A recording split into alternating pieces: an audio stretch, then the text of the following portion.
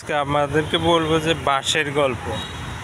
আসলে এই বাঁশটা বিভিন্ন রকমের হয়ে থাকে আপনার মনোভাবের উপর। ধরুন আপনি যদি এই বাঁশটাকে আপনার এখন ঘরে লাগান, সেটা হচ্ছে যে শোপিস হিসাবে থাকতেছে, মানে সৌন্দর্য বর্ধন হিসাবে থাকতেছে।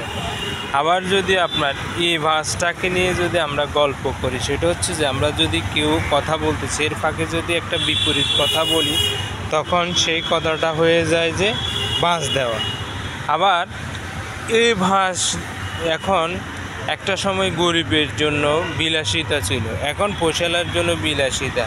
কারণ হচ্ছে যে এই বাঁশ দিয়ে যদি একটা নির্জন পরিবেশে বা নির্জন স্থানে ঘর তৈরি করা হয় বাঁশের ছানি দিয়ে, তাহলে এখানে হাজার হাজার পর্যটক কিন্তু এই বাঁশের ঘরে যায় টাকা দিয়ে আসার জন্য।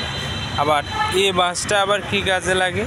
এই বাঁশটা লাগে যে আপনি যদি বৃদ্ধ হয়ে যান, তখন লাঠি হিসাবে এই বাঁশগুলা ব্যবহার করা হয়। তো এই তো গেল বাঁশের অনেক কাহিনী, অনেক উপমা। কিন্তু আপনি কোন পর্যায়ের বাঁশের জন্য প্রস্তুত কি জানেন?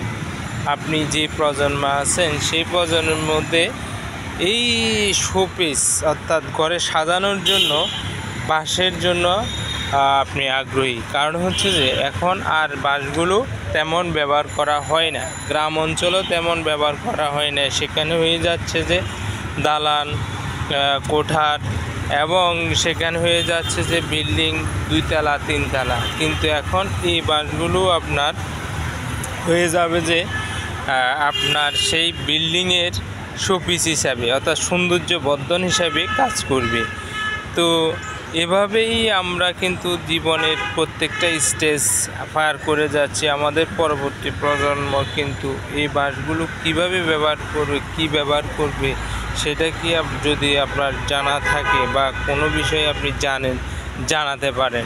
কারণ হচ্ছে যে প্রজন্ম যেভাবে অর্থাৎ গর্বটা মোবাইলমুখী হয়ে যাচ্ছে, সেই হিসাবে আমরা বুঝতেছি যে এই বাঁশগুলো আর কোনো কাজে আসবে না, শুধুমাত্র একটা কাজে আসবে, সেটা হচ্ছে যে ঘরের শোপিস হিসাবে। কারণ গল্প করতে বাচ্চাদের এখন মন নাই, আমাদের কারো মন নাই, আমরা সবাই মোবাইল নিয়ে পড়ে থাকি।